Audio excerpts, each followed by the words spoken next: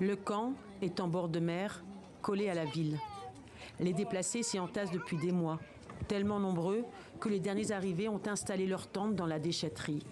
Der al-Bala, un nom de fortune, un refuge de misère pour les Palestiniens qui ont dû fuir leur maison, leur quartier. Les dernières nouvelles les désespèrent encore plus. La guerre s'étend, elle touche désormais le Liban. Certains saluent le soutien du Hezbollah. Le Liban a fait ce qu'aucun Arabe n'a jamais fait. Mais que dire? Que Dieu soit avec eux et les aide. Ils endurent la douleur que nous endurons. Nous avons été déçus par la plupart des Arabes. Israël n'a personne en face. Israël n'a personne pour l'arrêter et il est en route.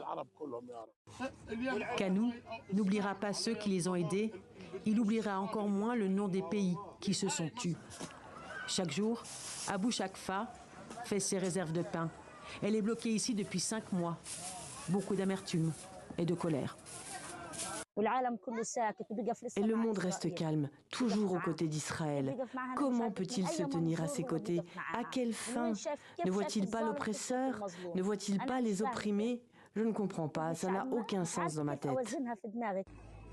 Le camp de Der al-Bala, dans le centre de l'enclave, a été établi en 1948, lors de la première guerre israélo-arabe.